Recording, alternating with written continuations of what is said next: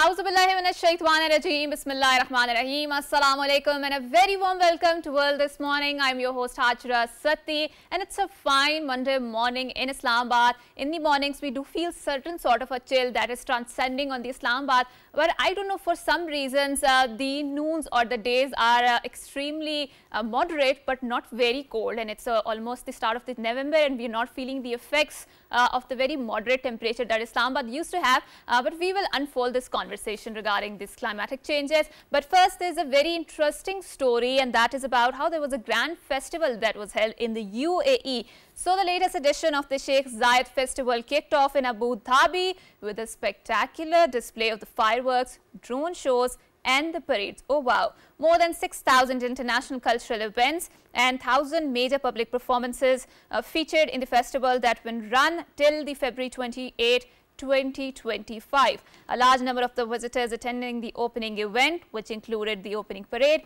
traditional folk performances and a concert by Abu Dhabi's Police String Orchestra. Emirates Fountain, Heritage Village and a amusement park were some of the attractions at the festival.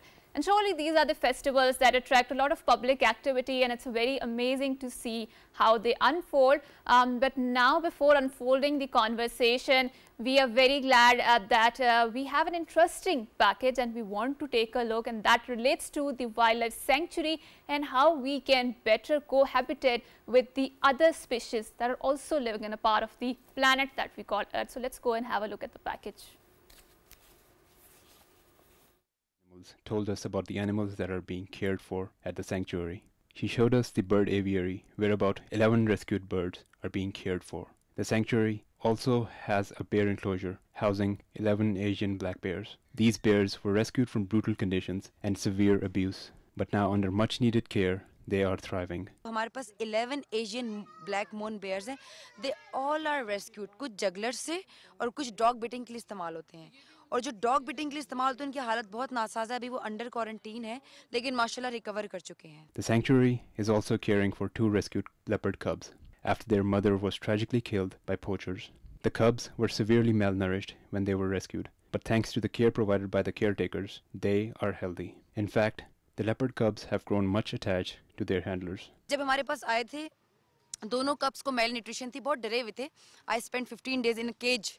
माँ की तरह इनको पाला गया, और उसमें से सुल्तान जो था ऑन एंड ऑफ बीमार रहता था, थोड़ा लिटिल बिट शाय था. 2.5 महीने के हमारे पास आए थे, अभी ये 12 months में लग चुके हैं. They are perfectly fine. Wildlife experts say that human encroachment and habitat loss of these wild animals is sharply reducing their numbers and also driving numerous species to extinction. Wahid healing centre in Pakistan जहां पर तमाम exotic species से लेकर तमाम abuse animal को लाया जा रहा है, ट्रीट किया जा रहा है. It is our responsibility to take care of the world that we share with these beautiful creatures.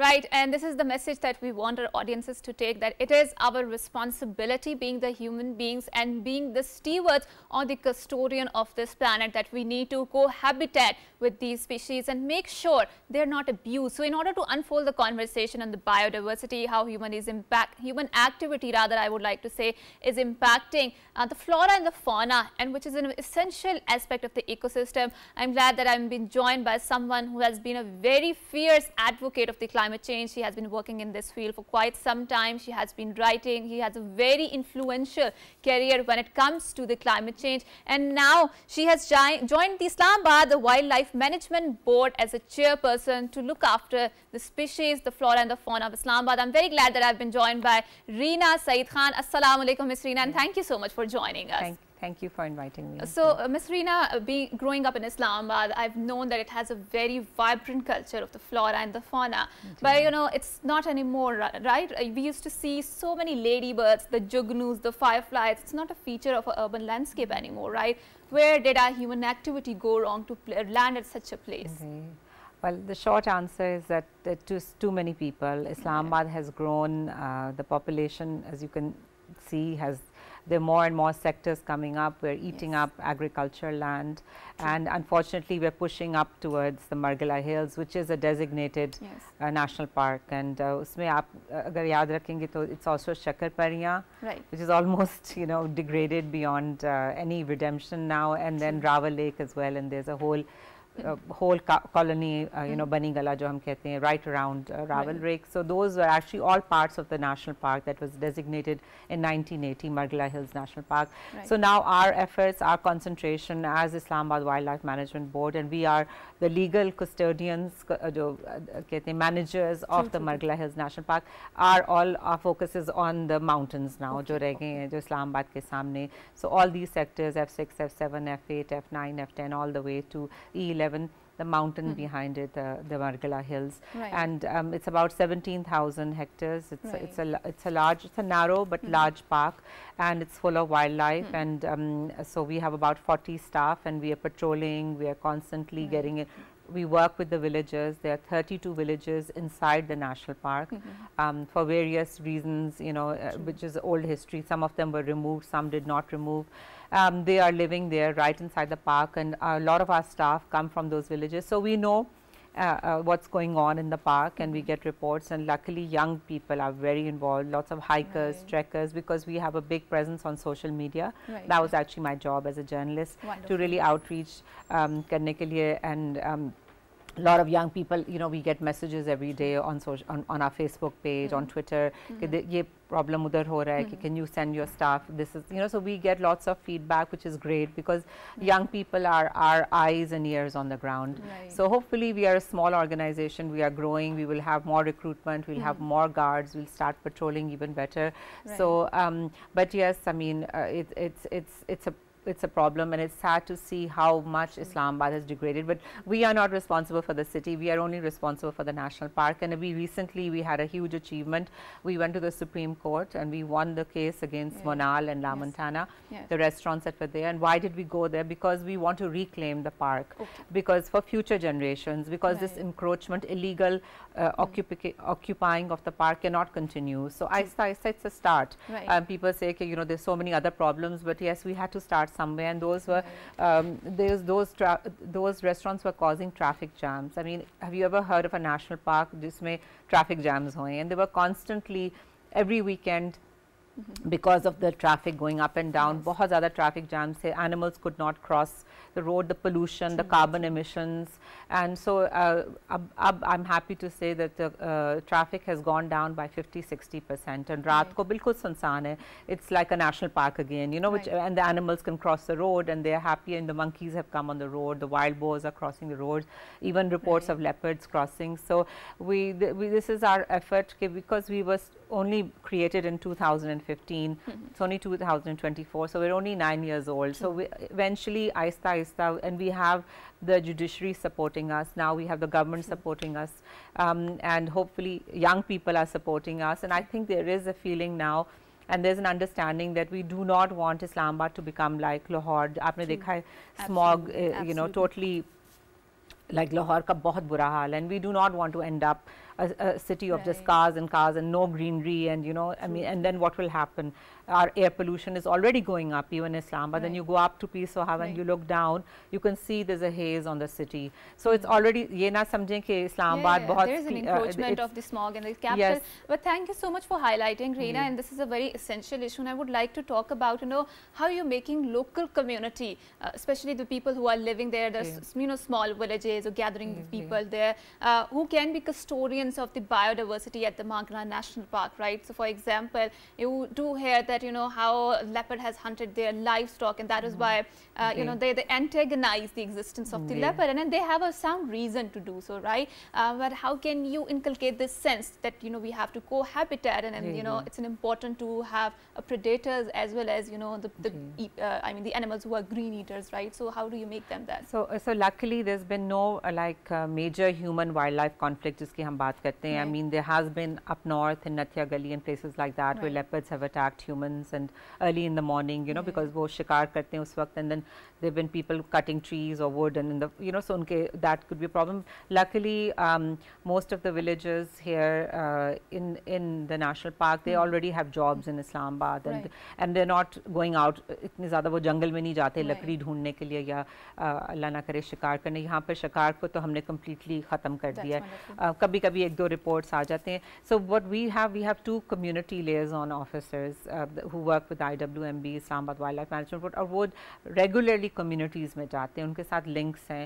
जुम्मे को I'm sorry to interject, but can you speak in English because we want to reach out to the English speaking Sorry. audiences. So on Fridays, they go, especially after the Jummah prayers, they go and they meet the villagers and they announce in the mosques, okay, this is, you know, whatever issue we might be facing. For example, in the winters, we have a lot of leopard sightings. They come down, and so we tell them that, look, they're not going to harm you. How to behave, like if a leopard comes into your village, do not, you know, come after him, because if you get aggressive with a leopard, then he will attack. So if you stay calm and you go into your homes and just call the right numbers. Everybody has a mobile now, so you know, you can call the rescue 1122, you can call the police, you can call the IWMB people, and usually the leopard is just looking around, and livestock के थोड़े बहुत reports आते हैं, but we have to authenticate those reports. But the leopard will not attack humans, and then eventually they will move away. Even on trails, we have taught people, the pamphlets नहीं है उनके, हमने we have raised awareness that if you're on the trail and you come across a leopard, just freeze. Do not, like, you know, run. Do not try to be aggressive. Just freeze and the leopard will move away. And that has happened. A lot of reports have come in that we were on the trail, we saw the leopard, we just stood there and the leopard went, because the leopard was hunting the wild boar, the leopard was hunting a monkey, the leopard was hunting wild dogs. They were not interested in humans. So we are constantly spreading awareness, and then, like I said, a lot of our staff comes from the local communities. And that's very important. I think it is essential in our fight against the climate change. One concluding question before I wrap up the segment, Ms. Rina, that so small changes within the ecology can trigger very cascading sort of differences or effects, right? So when we talk about the climate change, when we talk about the human activity, we do know these industrialized methods of the farming, they have created a monoculture where usually they are employing one sort of a crop, you know, which is a cash crop that buys a lot of money. How is it impacting the ecology? What is the message you would like to send out to people? So there is, I mean, there's a lot of degradation within the park. It looks very green, but when you go inside, you realize that actually only like 40% of it is actual regenerated forest that we call it. The rest is all degraded, and there's a lot of invasive species. So what happened is, when Islamabad was being greened, there were a lot of imported like mulberry were planted, they're fast growing, and safeda and mulberry, and so now these are all invasive species. And there's a lot of lantana, which is a completely invasive species, and it strangles the indigenous, jo phulai, kikar or acacia, the local species have been strangled. So we actually need to go in and clean the park out and remove these invasive species so that the indigenous species can grow. And you know, we have beautiful like indigenous species, you know, like kachnar hota hai, you can see it in the when the season comes, the color changes of the tree. And so we need to really work very, very hard. And yes, pesticide, overuse of pesticides, it's a huge problem. Luckily there's not you know, too much pesticide use within the national park area. Some of the villages, they grow a little bit of vegetables and all that, so we do talk to them and we do try to explain to them that, you know, keep it organic as possible.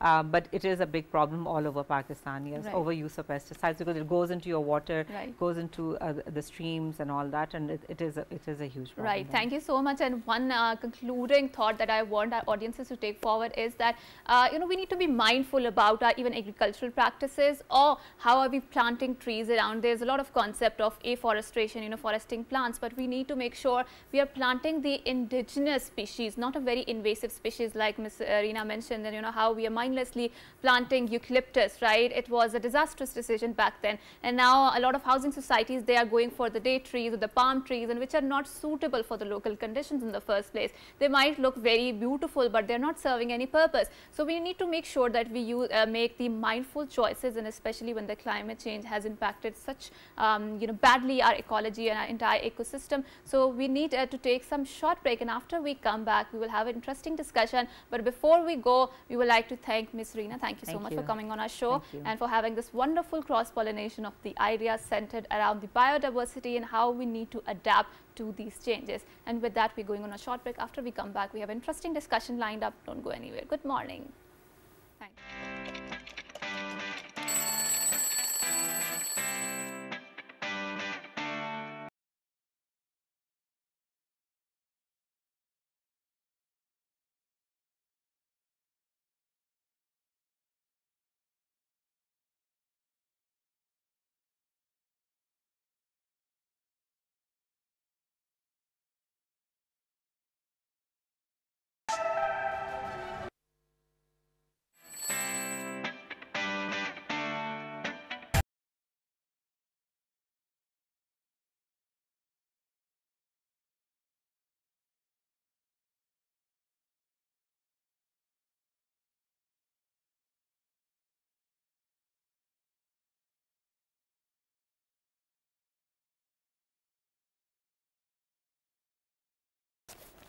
Welcome back, and before going on to the break, I alluded to the sort of interesting conversation that I now further want to unfold. So in a very interesting development, what happened is that Sweden has developed the first flying boat that travels over the water surface. Interesting, the world's first fully fledged flying boat flying above the surface of the water has been developed in Sweden. A complete flying boat, first of its kind, has been tested, which will fly slightly above the surface of the water.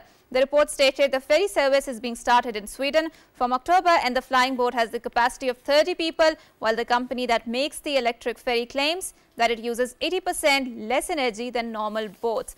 That's a very interesting development, and especially we need such sort of initiatives which can help us transition towards the energy that is more efficient in the use and that is less degrading to the environment. And obviously another interesting development, scientists have discovered that it's not just the humans but it's also the animals who are also the lovers or those who consume the alcohol in the first place.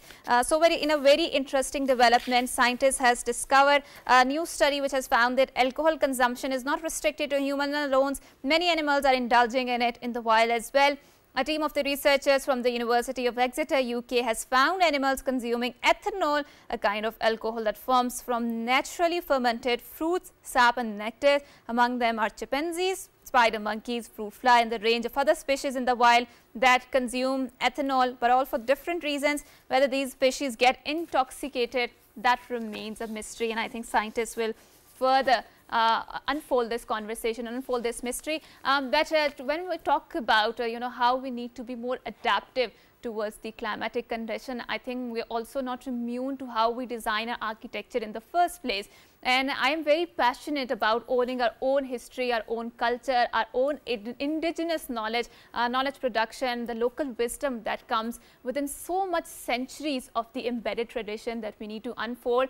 So we will talk about it, how the architecture in a Pakistani sense or in a Pakistani fashion needs to be molded in a way that suits our local realities, not just mindlessly importing fashion or architecture from the abroad, from the Western ideas, which is not very Pakistani centric. It does not need the, suit the local needs. So in order to unfold this conversation, I'm very glad that I've been joined by two young, brilliant architects who are designing the Pakistan's architectural spaces and making sure that we are looking after the modern needs while also accommodating our cultural traditions, which are very strong. So to rediscover Pakistan's architectural identity, I'm very glad that I've been joined by Nooraneh Koocheki. She is an architect herself. Assalamu alaikum, and thank you so much for joining us. Thank you. And joining Nooraneh, I'm very glad I've also been joined by Rao Alisher. He happens to be the CEO of the Sherdesigns. Assalamu alaikum, and thank you so much for coming to our show. Thank you for the invite. Right.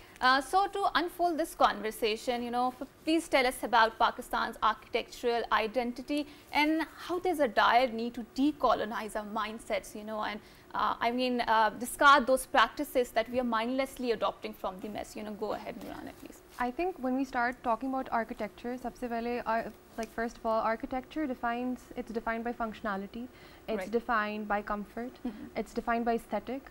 And the most important thing in regards to Pakistan, architecture is defined by the context, by the region, and that is something we need to consider. We were pioneers at one point. The Indus Valley civilization emerged from this very region. True. So the grid layouts, the drainage, everything was considered. Public spaces, there was area for cultivation, all of it was considered. And then we moved on to the Mughal eras and the colonial eras. If we think about the history and the culture the Pakistani architecture carries, we actually have a very rich history in that regard. And all of these communities and all of these societies that we have, seen in the history, they all carry some significance, and they all should be, carried in the future as well. And all these elements from all these dynasties that actually passed with time, we actually need to think on them and need to cultivate all the elements, and we actually have been doing it. But recently, in recent times, as our cities are expanding, we are actually moving away from it slowly and steadily, which is not actually very nice. And we are, as you said, we are adapting to the actions and the policies that have been used over abroad, which do not relate to the climatic conditions in Pakistan, do not relate to our regional, needs and wants. Right, right. So, Rao, we've seen, if you analyze Pakistan's architectural history, right, and in South Asia, generally, it's the culture, you know, we do have a presence of Androon Sheher, right? It's present in Pindi, Lahore, and generally in South Asia too, right? And it has its own character. And we've seen that it's a very essential and vibrant aspect of the city life there, right? Local population is living there, they're crowded there, and from generation to generation, there's so many indigenous wisdom inside that. But in this, you know, rush of the modernization, are we neglecting those areas? You know, how do we need to incorporate, you know, modernity as well as along with our old architectural history? Exactly. So these mohallas you just mentioned, basically they carried a very essential part of our culture and the community that we had built in our history, and the people, how they interacted with each other, the popo system, the throwing the basket from the second floor to, you know, everything. So we actually, when we move toward modern societies and we're building these societies with set guidelines away from each other, we're actually moving away from our cultural significance and our cultural, you know, elements.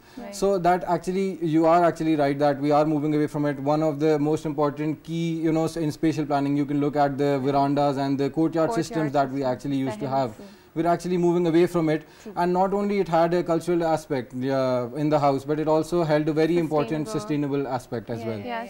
It was a very social and essential part of the activity, right? All of the women of the, you know, entire mohalla used to gather there. Exactly. Yes, so basically the mohalla system, and this is something that has been done, and you can see it in Androon Pindi, it's in Androon Lahore, it's in Karachi, and there's still features of the Mughal era, the colonial era, because that's a part of what our architecture is. So what we need to do is, we need to go into adaptive reuse, we need to start conserving our heritage spaces, and we need to study the essence of what our region defines. Like we're talking about it, there's a courtyard space, that's your sehen.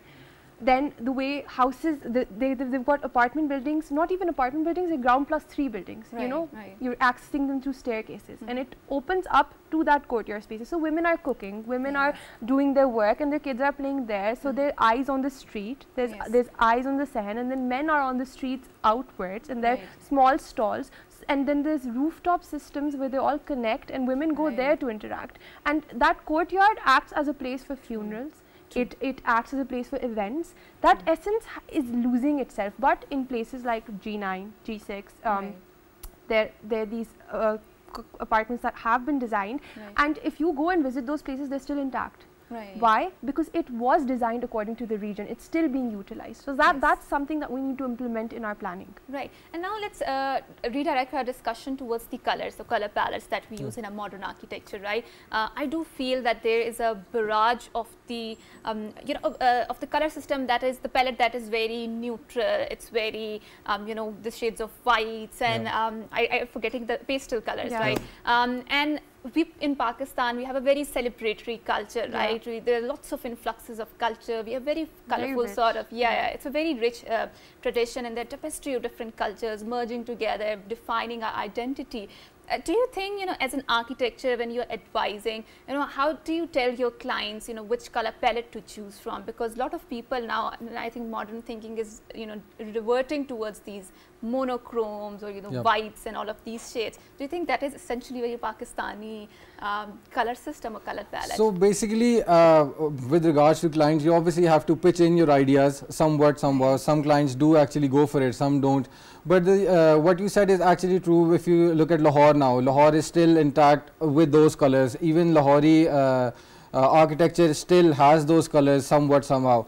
But when you move towards Islamabad and Karachi, maybe the modernity has taken over somewhat, and the colors do lag. But the thing is, it's not only about the colors that you know, defines the space. It's also about the spatial planning and how it has been planned.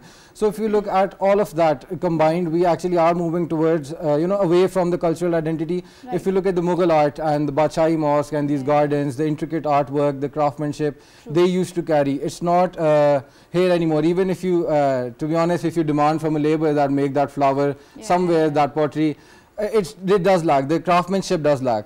So that is an issue that we actually have, and we actually need to, you know, teach our labor and make them go back to those trends, those craftsmanships, and, you know, make them the master of their craftsmanship rather than just building a wardrobe and just plastering it together and that's it.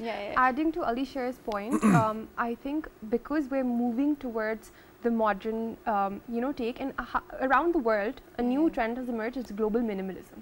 So global minimalism can be implemented. The pastels, the way they're doing it, it's lime washed walls, the soft colors. But what we can do, adding to the point again, is that the local crafts that we have shisha kari, we have kashi kari, we have multani tile. Why don't we implement that in those spaces and treat it as a canvas? You have the walls as a canvas, you have the floor as a canvas, nothing too dark. But then you bring your elements in. Like there was this shop that was recently designed in Lahore by Hussain Rihar. He's a designer. So his shop, it was beautifully done. He brought, I feel as if he brought every part of every culture into that shop. The way there was colonial features, there were Mughal features. There was a wall with just, those small clay plates. There was a wall just of those plates. Then the way he did lighting was so modern. The walls were so modern. There was a olive green paint on the ceiling. So it was done beautifully. So all three of those eras were incorporated in it, and I think that's how we can do it. And when we're expanding towards it, we don't only look at the buildings from the outside, we actually have to consider these spaces from the inside as well to make a very usable space, user friendly. And all these methods that she mentioned, they do not actually, it's not something that puts you off. It's actually something whenever you see, even if you live in a modern house and you're living in somewhere in a modern society, when you go to Lahore, you actually are in awe that, oh my God, like, this still exists. Why not incorporate it in our daily lives? Why not use our culture in our own home? And like basically turn that culture into a luxury space. You associate it with a luxury instead of like, oh, this is very local or exactly. Thank you so much for owning this. Thank you so much for this wonderful cross-pollination of the ideas that is centered around how we need to own our indigenous culture, our indigenous traditions, because they evolved over the period of time, and when they evolved they had the elements of some wisdom in it, and I think there is generally reckoning among the West that how we need to move beyond that Eurocentric models, and when we move out of those Eurocentric models, I think we Pakistan have a rich history and we need to grapple and we need to grab that instead of just feeling inferior about it. There is nothing inferior about it. Thank you so much once again for both of you coming here, for having this wonderful conversation. And now in a very interesting development, so what happened is that 3D scans are now shows a rare glimpse inside the ancient Egyptian mummies. So scientists have been able to look inside a 3,000-year-old coffin of a locked mummy without requiring unwrapping the ancient casing. This they were able to do through 3D scans. This technique helped researchers to look into ancient Egyptian burial practices, and I think this is how the technology can help us unfold the mysteries of the past, and that is why past is such an essential aspect of it, and we need to take hold of that. So now in order to unfold the conversation in a third segment, we decided to talk about the modern day parenting, the role of mother, and also how to talk about the role of social media in upraising your child. So I'm very glad that I've been joined by somewhere all the way from the Canada. She happens to be a doctor. She is a very vibrant lover of decorating spaces. Her tablescaping is amazing, and she's an inspiring woman at the age of 40 plus, and she has a very vibrant and a soulful personality. I'm very glad that I've been joined by Dr. Shaista Qamar from Canada. Assalamu alaikum, Dr. Shaista, and thank you so much for joining us. Assalamu alaikum. Thank you so much for having me on the show. It's a pleasure. And Dr. Shaista, I'm watching your blogs. They are very interesting collection of how you combine the modernity and that too in a very Pakistani essence. So Dr. Shaista, now let's move on to the concept of the modern day parenting, and especially you are living in Canada. How do you raise your teenagers there, and especially when as a Pakistani Canadian you feel there are so many foreign invasive ideologies there, and you want your child to be aligned with very Pakistani values. How do you do that as a mother? Hajra, thank you for this question. I think that's a great question. I think every parent of a teenager grapples with it, at any point in time. I think I don't think it's about Pakistan and Canada anymore. The world has become like a global village. It's a universal space. So I think what challenges you face in Pakistan is almost the same as in Canada. Motherhood is challenging, to say the least, at any time and age, and especially with this influx of social media that has completely reshaped the landscape of motherhood in a profound way. I think there are so many things that's different now from how our mothers did it, many years ago. I think a major thing that's a major thing that has happened now is those comparisons. This is like, there's no lack of this idea of a perfect mother with perfect children and a perfect life. And I think that puts like a really like a increased pressure on mothers, and especially on young mothers. There's so much judgment involved. You put something on the social media, and that you are basically inviting a lot of criticism, like on how your parenting style is, and what are you feeding your children, how you dress them up. And there's so much sensory and so much information that is bombarded at you, and so hard to navigate what's right and what's wrong. So motherhood has changed a lot because of social media. Right. And Dr. Shaista, it is very famously said that it takes a village to raise a child, right? Do you also think it also Absolutely. takes a village to support a mother, and that too in a distant sort of a country, where you are living alone and where you are out of from support system, your family? How does that modern day parenting work there? You're absolutely right. It's said that it needs a village to raise a child, but unfortunately, in this day and age, when you are not living with your parents or grandparents, and it's very hard. Realistically speaking, Hajra, like you cannot be with the children 24/7, and then there are no because there are no grandparents around. There's not a lot of like learning from the grandparents. So I think but still there can be a lot done. I think the first thing is to basically be a role model. I know it sounds very cliche, but being a good role model. Your children are learning, they are observing you, how you treat your parents, how you treat the people around you, how are you acting as a citizen. Like how kind are you to people? So they are observing you, they're learning, and passive learning is so important. I think another great way is to really create a space and environment in your home in which everybody can actually speak about their negative and positive experiences. So if you have created that safe space, I think children can speak without the fear of judgment, without the fear of punishment. So building up those relationships are really important in this day and age. Another thing that I have learned, I have two teenagers, by the way. One is 20, one is like almost like 20, and the other one is 16. And what I have learned over time is being vulnerable, being really vulnerable in front of your children.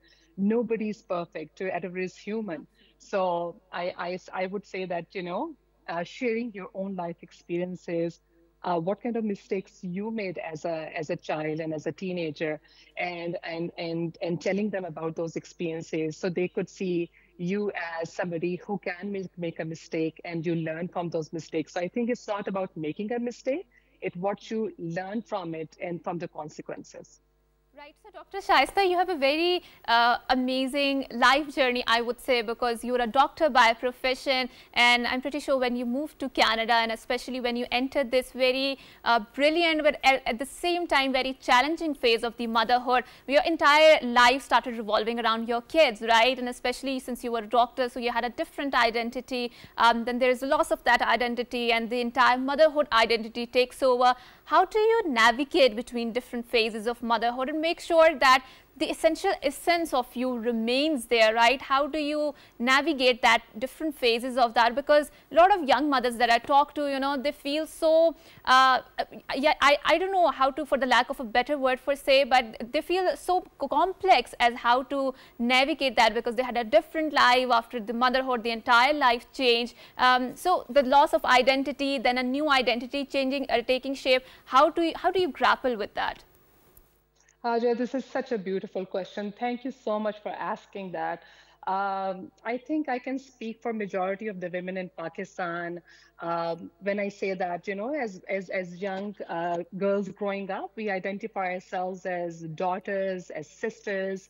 Most of us get married. It doesn't matter you're a doctor or not, right? You get married at a very young age. You become young mothers. A lot of us end up giving up our careers like I did. And you are a stay-at-home mother. you are a supportive partner, you're helping your partner to excel in his field. And by the time you're in your late 30s and your early 40s, you are coming into an age in which your children are not, they don't need you physically as much. And at that time, you're really, I think there's an identity crisis that happens with most of the women in Pakistan. We ask this question to ourselves: who are we, and what is our purpose in the world? So I think that's where my blog comes in, and that's where I think a lot of people, women who inspired me on this social media platform, they play a huge, huge role. I think there's a lot of yearning about for a space for women in which they can feel seen and heard and validated.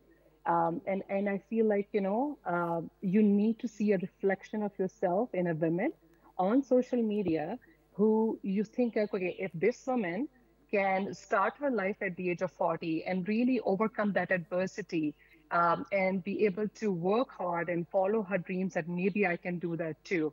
And I feel like if I can inspire just one woman, I think I've done a great job. And But I think you have what? definitely done that. You've inspired countless ladies out there, and it's a wonderful job. Dr. Shaista, I would also like to ask you about, we do have a very literal and a proverbial village here in Pakistan. Entire support system is very intact. But I think with one of the undiscussed or under-discussed aspect is the unsolicited opinions that you encounter while raising your child. Absolutely. And especially when you are raising teenagers or the kids in the early 20s, so they're constantly yearning from the freedom, right? They want to make their own choices, on decisions, and being a mother, so mother hearts is always revolving around the existence of a child, right? So parents usually want the kids to have more responsibility and take more responsibility. How do you balance that very, a sort of delicate balance between the child's desire for the freedom and you wanting them to be more responsible, very protective sort of responsible? How do you do that, and that too in the Canada? Yes, Hajra, I think you put it right when you said it's a delicate balance. It is indeed a very delicate balance in which you want to foster the independence, right? And then you want your children to be safe. So it's a hard job. So, let's start with that it is hard. I think it's probably like a mixture. It's a mixture of establishing trust. It's a mixture of establishing trust with guidance, a lot of open communication and education. I think it's a gradual process. You cannot go from 0 to 100 overnight. You just cannot. You really have to start very, very slow. And the more your teenagers, they demonstrate responsibility, the more gradually you give them independence. Another way could be to really establish those healthy boundaries.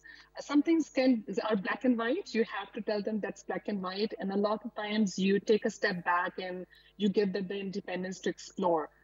So I think making those realistic expectations and then really telling them that what is expected of them should start.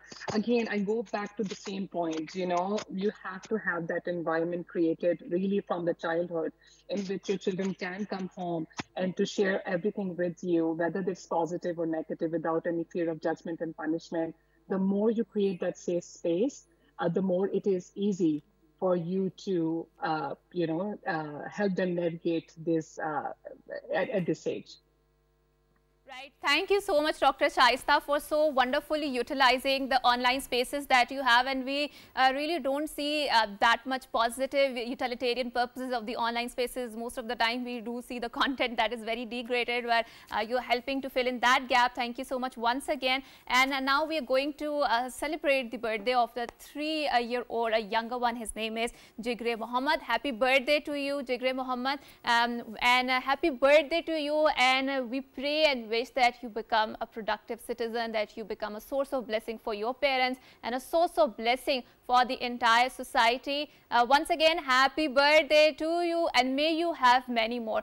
With that, I will end up the segment and the entire program. Thank you so much for listening. Until next time, it's a goodbye, Allah Hafiz, and good morning.